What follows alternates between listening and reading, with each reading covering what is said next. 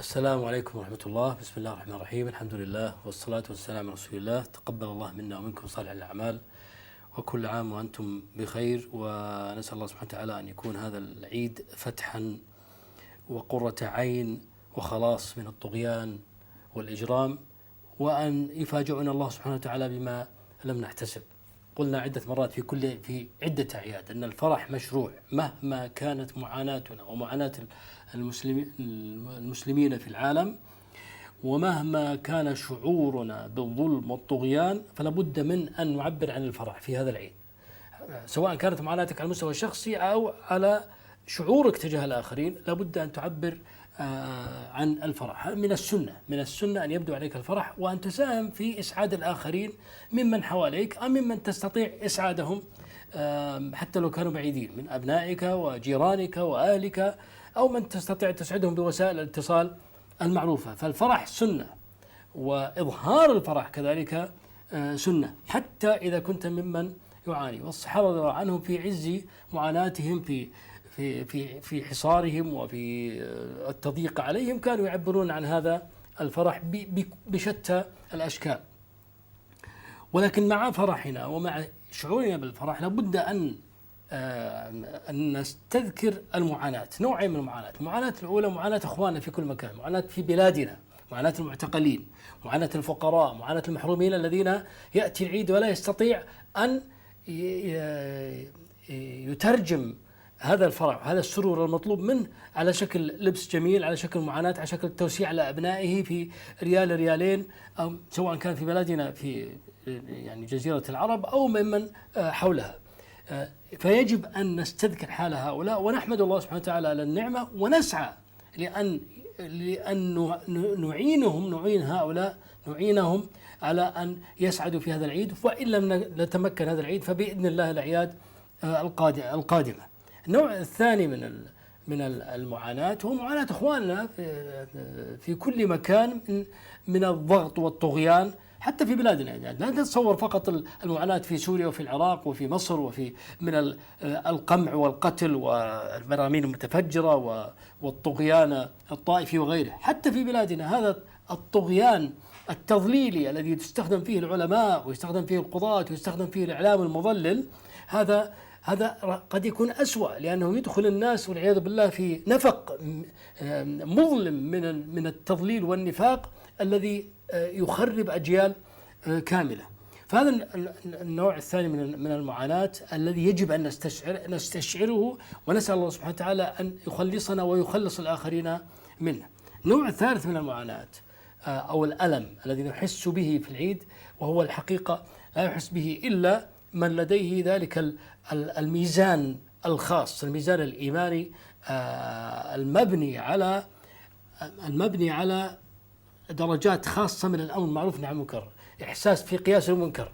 إذا أحسست أن العيد يمر العيد تلو العيد، والجمعة تلو الجمعة، والحج تلو الحج، والحاكم الظالم متمكن ليس فقط بالظلم، الناس الظلم لوحده، مجرد الظلم لوحده لهدف بقاء الحاكم في السلطة قد لا يضر كثيرا على مستوى الأجيال. قد يكون حاكم ظالم لكنه صاحب قضية، وصاحب ظالم ومستبد، ولكنه صاحب قضية وصاحب فكرة، يريد أن يصنع من بلده بلدا عظيما، فيرفع مفهوم العزة الوطنية والعزة الدينية وسميها ما شئت، وظلمه لنفسه، بس ظلمه لأجل أن يبقى في السلطة.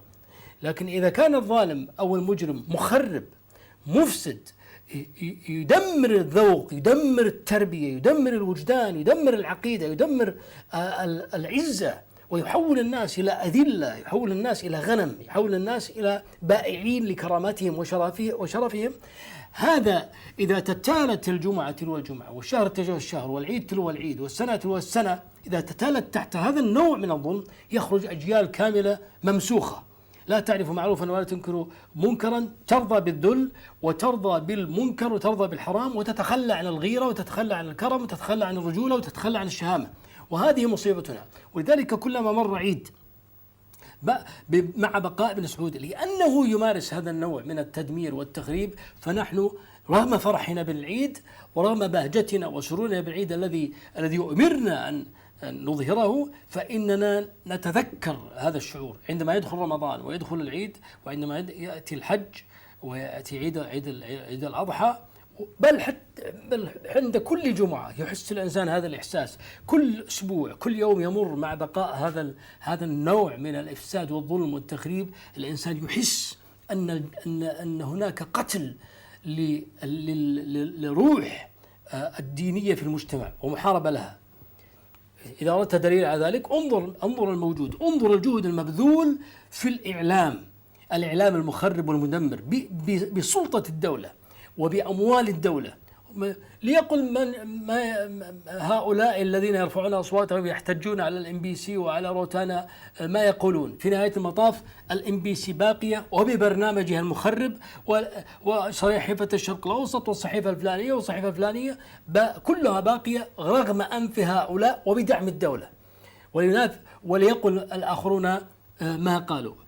بل إن مستوى التدمير ومستوى التخريب يتنامى ويخترق بطريقة أكثر تأثيرا مما مضى. فالفساد يزداد والقمع يزداد. القمع ليس ضد من يسرق أو يقتل أو يزني أو يعتدي على الآخرين، بالعكس، هم الذين يقتلون وهم الذين يسرقون، هم الظلمة، هم المجرمون، هم يسرقون أموال الأمة ويسرقون ويعتدون على الأعراض ويعتدون على الأرواح.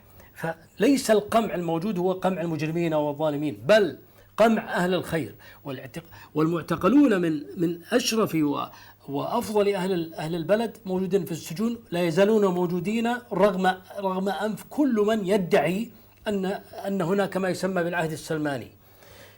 الشيخ العلوان والدكتور سعود الهاشمي وفلان وفلان وفلان، عد قل سمي ما شئت، عشرات ومئات من أفاضل الناس، سواء كانوا من الدعاة والعلماء أو من الشباب الصالحين الطيبين الذين فيهم خير لهذه الأمة.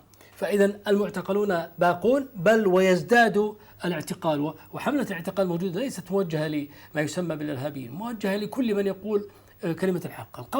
القمع مستمر يعني، وليس فقط القمع بمعنى اعتقال هؤلاء الذين يتحدون النظام، بل كل من يقول كلاما يخالف النظام يسكت. يعني حتى محسن العواجي وزهير كتبي رغم أنهم يجاملون السلطة ويقولون كلاما يريدون أن يحموا أنفسهم به، يمدح الحكم الحالي حتى يستطيع أن ينتقد بعض المظاهر، لم ينفعه هذا الأمر. إما أن تمدح مدحا مطلقا ولا تنتقد، وإلا مصيرك للمحاكمة والعقوبة. فإذا ما الذي تغير؟ تسمونه العهد السلماني وتسمونه عهد عاصفة الحزم. ما الذي تغير؟ هل أطلق سراح المعتقلين؟ هل تحسن وضع البلد المالي وحورب الفساد؟ بالعكس، تضاعف الفساد 5 و10 أضعاف.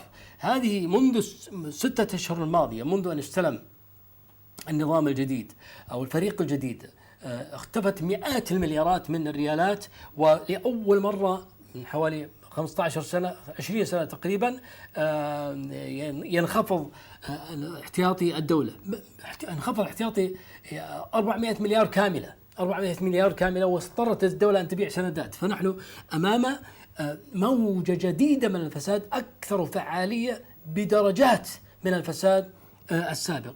والإعلام كما ذكرت، الإعلام يزداد سوءا وتحدي. يعني يطلع الشيخ سلمان العودة ويقول قواعد اللعبة تغيرت، ويطلع له القصوبي يقول أبدا بالعكس، تغيرت عندك أنت ما تغيرت عندنا.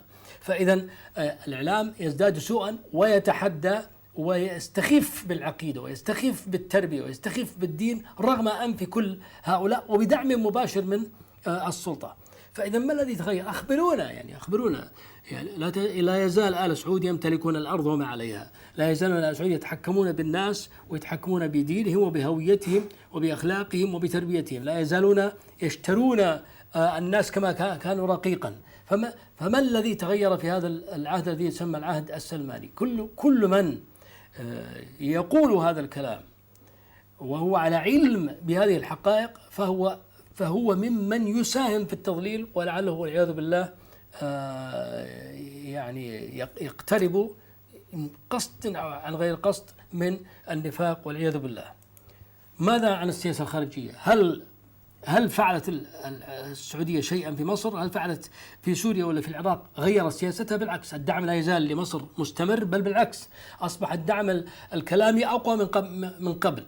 يعني التصريح تلو التصريح في الوقوف مع مصر، والمليارات تتدفق على مصر، والطائرات السعودية تدك سوريا، تدك المجاهدين في سوريا بغض النظر عن التيارات الجهادية من هي تلك الجهة، وجنبا إلى جنب مع الإيرانيين ومع الأمريكان. فما الذي تغير؟ تفتخرون بما يسمى عاصفة الحزم، يعني عمل حصل من أجل مصالح شخصية للأسرة الحاكمة ولهدف محدود وتورطت فيه الأسرة الحاكمة. لو كان هذا العمل حقا لتم بالطريقة الصحيحة من خلال استغلال القوى الإسلامية السنية في اليمن. كلكم تعلمون أنه لم تستغل هذه القوى الإسلامية السنية في اليمن، وأن هذا القصف كان لأجل محدد ولطريقة محددة، وقد تورط به من فعل. فما الذي تغير في هذا العهد المسمى السلماني؟ إلا أن تكون هناك هوى عند البعض يريد أن يستغل حدثا معينا حتى يتقرب من السلطة، فيتغنى بعظمة عمل يعلم هو أنه ليس حقيقة في سبيل الله.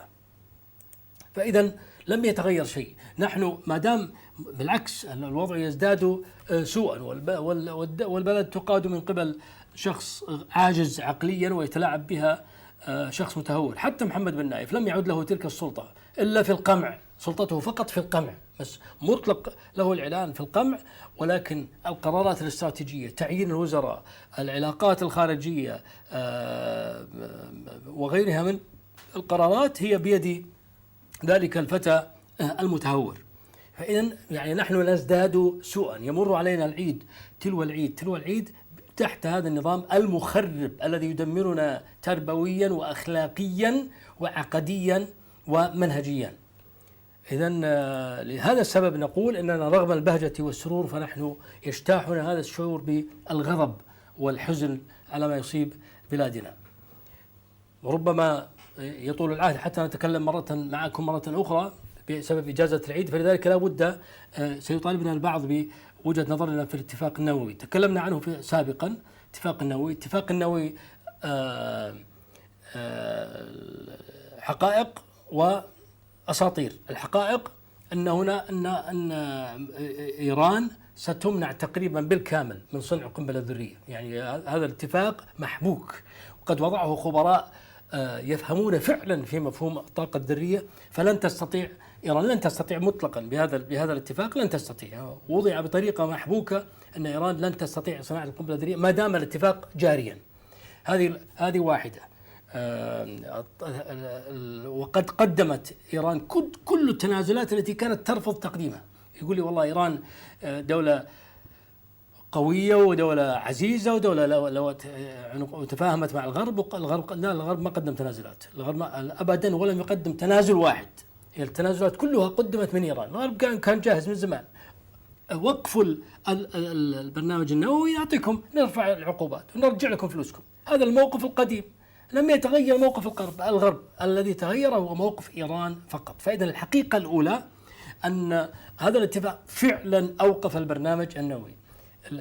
الحقيقة الثانية أن هذا الاتفاق سيترتب عليه استرجاع إيران لكمية هائلة من المال، يقال إنها 100 ويقال إنها 150 مليار دولار، وهو مبلغ كبير، يعني مبلغ على مستوى إيران مبلغ كبير، وإيران بحاجة ماسة لهذا المال. إيران الآن رغم صعوباتها الاقتصادية الهائلة استطاعت أن تنجح مشروعها في العراق، مشروعها في سوريا ولبنان واليمن، فكيف إذا تدفق عليها 100 أو 150 مليار؟ طبعا ما راح تجيها دفعة واحدة، راح تجيها بدفعات معينة وبطريقة خاصة إذا تأكدت أمريكا أن إلى آخره. المهم سيأتيها مبلغ.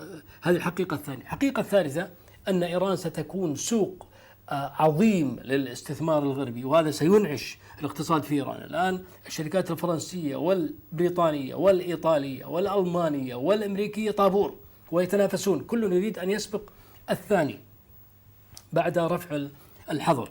فإذا إيران إضافة إلى حصولها على المال، انتعاشها اقتصاديا ليس فقط بسبب الحصول على المال، بل بسبب فتح الاستثمار في الداخل، وهذا سيجعلها كذلك أكثر قدرة، سيجعلها أكثر قدرة على على إيذائنا في العراق وفي سوريا وفي لبنان وفي اليمن.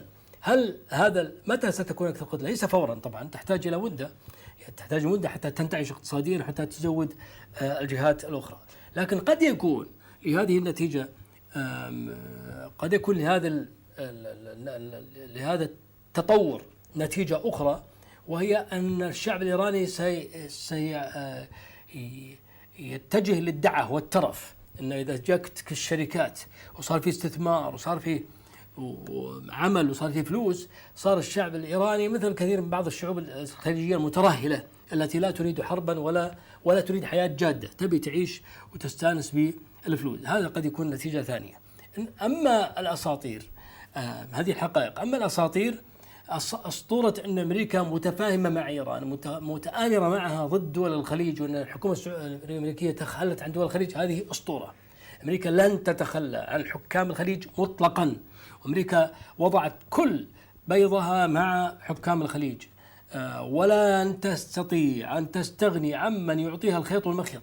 حكام الخليج أعطوا الحكومة الأمريكية كل حاجة، ما يمكن أن يتصرفوا تصرفا استراتيجيا، سواء على المستوى الاقتصادي أو المستوى العسكري أو المستوى الأمني أو المستوى السياسي، إلا بإذن أمريكا. وما عليك من الكلام أن الحاكم الفلاني ابتز أمريكا بشيء فلاني، وأنه ضغطوا على أمريكا بشيء فلاني، هذا كله غير صحيح. يمكن مرة مرتين خلال 60 سنة صار في نوع من التوتر بين السعودية وأمريكا، يعني ما عدا ذلك كانت العلاقات عبد تجاه السيد، مالك تجاه مملوك. فإذا لن تتخلى أمريكا، تحتاج هذه الأنظمة، ومثل هذه الأنظمة تحتاج أمريكا تحتاج هذه الأنظمة احتياجا كليا. وباختصار حتى لا يطول عليكم الكلام، باختصار أمريكا أهدافها في المنطقة لا يحققها إلا هذا النوع من الحكام الذين يمتلكون البلاد امتلاك، لا يحققها حتى حاكم علماني لكنه ديمقراطي ما يصلح. لا يحققها إلا فاسد مستبد وسري، يحكم بسرية، يحكم بدون شفافية، ويحكم بسرية، ويحكم باستبداد مطلق امتلاكي، لا يستشير أحدا، وفاسد يمكن أن يولى ذراعه بسبب الفساد. فإذا أي حاكم غير فاسد، حتى لو كان مستبدا، حتى لو كان غير شفاف، لا تستطيع أن تتحكم فيه أمريكا. وأي حاكم فاسد وغير شفاف لكنه غير مستبد، يعني ديمقراطية، ما تستطيع تتحكم به أمريكا. وهكذا حتى لو كان فاسد ومستبد لكنه شفاف، برضو ما في فائدة، راح تنفضح علاقته بأمريكا. فلا بد من هذه الشروط الثلاث، وهذه الشروط الثلاث لا تتوفر إلا في آل سعود وأمثالهم من حكام الخليج، بالذات آل سعود. طبعا حكام الخليج كلهم ليسوا إلا امتداد وطرف. فإذا هذه الحقائق عن الاتفاق النووي، ما الذي سيترتب عليه مستقبلا.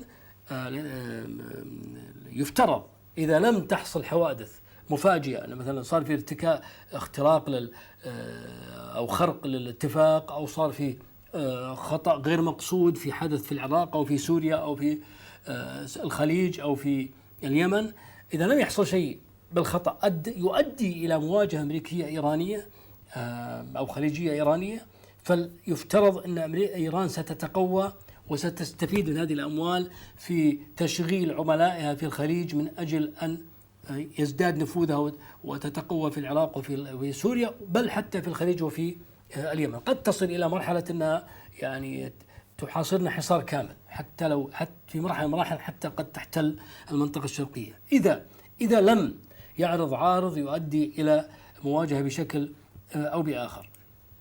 ما هو هذا العارض؟ الله أعلم، ما تدري. يعني الحوادث التي يمكن تحصل أشكالها مختلفة، ويعني يتفاجأ بها الإنسان، والله سبحانه وتعالى يعني يدفع عنا، ولولا دفع الله الناس بعضهم من بعض لفسدت الأرض. فالله سبحانه وتعالى يدفع عنا بهذا الصدام بين الأعداء. أعداؤنا يتصادمون حتى يخلصنا الله سبحانه وتعالى من شرهم. هذا هو قانون التدافع.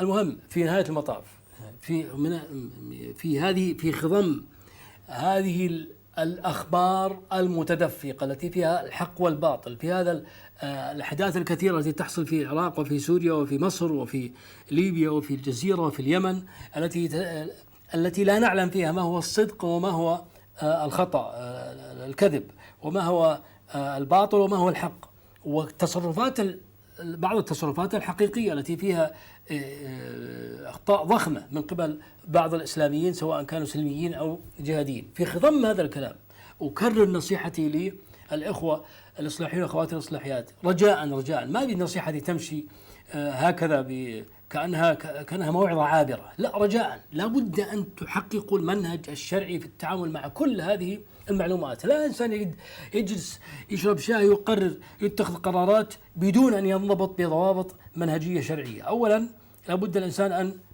يدرب نفسه على الإخلاص والتجرد حينما تتعامل مع أي معلومة أو أي خبر أو تنظر لأي جماعة أو أي مؤسسة أو أي حزب أو أي دولة. يجب أن تجبر نفسك، تجاهد نفسك على الإخلاص والتجرد، لا تميل بهواك ولا تميل برغبتك، حبك لهذه الجهة ولا حبك لهذه الجهة ولا لأسباب عنصرية ولا لأسباب أخرى أبدا. درب نفسك على الإخلاص والتجرد. النصيحة الثانية أنك حينما تتعامل مع هذه المعلومات طبق المنهج النبوي. إن جاءكم فاسق بنبأ فتبينوا. أولا تتأكد هل هذه المعلومة دقيقة، هل هذه المعلومة كاملة. معلومة دقيقة قد تكون دقيقة لكنها ليست كاملة. هل هذه المعلومة قد وضعت في السياق بقية السياق، قد تكون كاملة فعلا لكنها لم توضع في بقية السياق. فإذا لابد من المنهج الشرعي متكامل، أن تتحقق من دقة المعلومة، أن تتحقق من كمالها، أن تتحقق من السياق الذي وردت فيه، وأن تتحقق من البيئة التي أدت إلى مثل هذه الأحداث، سواء كان الحدث هذا صادر من دولة ولا صادر من جماعة جهادية ولا صادر من جماعة سلمية ولا من غيرها. لابد أن تتحقق من هذا الواقع، لابد من استحضار كل الواقع الذي أدى إلى ظهور هذه الظاهرة. يعني هذا الموقف مثلا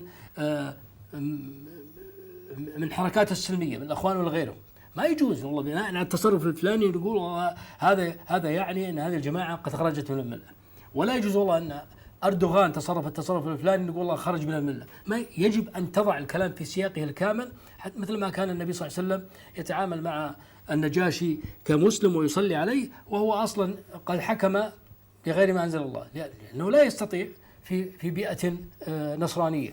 فإذا لابد من استحضار الواقع، البيئة التي تربى فيها الشباب. ثم نصيحة لبقية الدعاة وما يسمى بالمثقفين والمفكرين: إذا عجزت عن قول الحق لا تقل باطل ولا تصفق للباطل. إذا عجزت عن قول الحق لا تصفق للباطل. يا أخي ما يجوز التصفيق، يعني لا تستطيع والآخرون الذين ينظرون لهؤلاء لا يعذرونهم. لا يجوز أن نعذر الإنسان صفق للباطل، أن يمكن تعذره وتتأول له إذا سكت عن قول الحق، لكن لا تعذره ولا تبحث له عن معاذير إذا صفق للباطل. إذا مدح الظالم ولا مدح المجرم ولا مدح سلمان وغيره، يا أخي ما هو في غنى، هو بإمكانه أن يسكت عن قول الحق، لكن يمدح الظالم هذه لا تعتري. لا يعني الكلام ليس له هو فقط، الكلام للآخرين الذين يبحثون له عن معاذير، يقولون والله معذور لابد، يعني يريد أن يقول يعتبر كلمة القول الباطل جسر حتى يقول فيها كلمتين الحق. أبدا لا يجوز شرعا أن تقول باطلا حتى تلبسه، حتى تركب عليه جملتين من كلام الحق.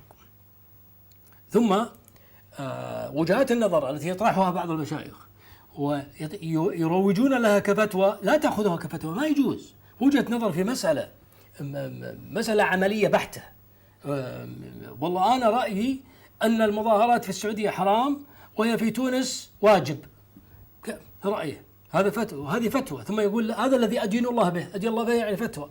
هذا كلام قل له شكرا، وجهة نظر بس لا تسميها فتوى، لا تسمي هذا الكلام فتوى. ثم هذا التدخل يعتبر بعض المشايخ يعتبرون وهم جالسون على أريكتهم يعتبرون أنفسهم مرجعا في كل شيء، مرجع في القرار العسكري، مرجع في القرار الأمني، ومرجع في القرار السياسي، ومرجع في القرار الحركي لكثير من التيارات السلمية، جالس لهنا وينصح أخواننا في مصر وينصح أخواننا في تونس وأخواننا في ليبيا، ولا يستطيع يقول ولا كلمة في اتجاه ابن سعود، ومعتبر نفسه مرجع وموجه وحاكم على أخواننا في الدول الأخرى. كذلك ننصح اخواننا بالاولويات. يعني الانسان يعني، وهذا كلام قد يبدو عام انه الانسان يتكلم عن الاولويات، لكن اذا اردت التفصيل في مفهوم الاولويات تستطيع ان تعرف ما المقصود بالاولويات. ثم انصحهم كذلك بالاهتمام بالافكار والمناهج. انت عندك فكره ومنهج اهم من الاشخاص، لا تتعلق بشخص. لك الحق، مو لك الحق، بل يجب عليك أن تحب الشخص الصالح، المجاهد، المناضل، القائل كلمة الحق. يجب أن تحبه، ويجب أن تتضايق من الشخص المنافق الذي يقول الباطل أو يدافع عن الباطل، لكن لا تتعلق بهذا تعلقا كاملا، لأنه ما تدري أن القلوب بين إصبعين أصابع الرحمن. تعلق بالفكرة التي يحملها، تعلق بالمنهج الذي يتبناه. فهذه من النصائح التي يعني نوجهها لإخواننا. هذه نصائح في موازاة النصائح التي وجهناها أو المؤاخذات التي وجهناها لمن قد انتموا إلى التيارات الجهادية خاصة. وأكرر منها نقطتين: نقطة التساهل في التكفير. التساهل في التكفير هذا مرفوض. هذا النزعة الخارجية قبيحة، النزعة الخارجية قبيحة. لك الحق أن تخطئ أخطاء عملية، مو لك الحق، يعني نقول يستطيع الإنسان يتحمل أو يتفهم أخطاء عملية تتكرر حتى لو كانت كثيرة. أخطاء العملية تتكرر حتى لو كانت كثيرة. يقول الناس تكرارها يدل على المنهج، لا، ما يخالف، قد تكرر، لكن أن ينظر لها منهجيا وينظر لها تحت مظلة تكفيرية، هذا فكر خارجي لا شك في ذلك. الذي ينظر لعمل معين تحت تنظيرا يبرر به هذه التصرفات، فهذا فكر تكفيري لا شك في ذلك. يقول والله اللي قاتلنا كافر، يا اخي علي بن ابي طالب قاتل، مو احسن منك، يعني طالب مشهود له انه رابع شخص افضل الناس بعد الانبياء، رابع شخص بعد الانبياء، وقاتله ولم يكفر، سماهم بغاة، وجاي انت تعتبر نفسك اللي قاتلك كافر. فاذا الاخطاء الفردية العملية يمكن تحملها وتفهمها، أما التنظير والمنهجية فهذا لا يمكن. نفس الشيء تساهل في الدماء، بإمكان أخطاء فردية تحصل، والله فلان استعجل، فلان قتل، مثل ما حصل من الصحابة رضي الله عنهم أيام النبي صلى الله عليه وسلم وأيام أبي بكر، استعجلوا واستساهلوا في بعض الدماء وكانت أخطاء، ولم يعني النبي صلى الله عليه وسلم غضب وتضايق منها. لكن أن تتحول إلى منهجية وتنظر ويبرر استحلال الدم كما ذكرت في جلسة سابقة، هذه هي المشكلة. لا أريد أن أعيد كل الملاحظات والمآخذ، لكن لو اهتمت هذه التيارات بهذين النقطتين على الأقل فنحن في اتجاه السلامة بعون الله. التساهل في التكفير والتصنيف، والتساهل في استحلال الدماء، أيا كان هذا التيار. كل عام وانتم بخير مرة أخرى، وتقبل الله منكم صالح الأعمال، ولا تنسونا من دعائكم، ونلتقي إن شاء الله بعد أيام من نهاية العيد. نستودعكم الله، والسلام عليكم ورحمة الله.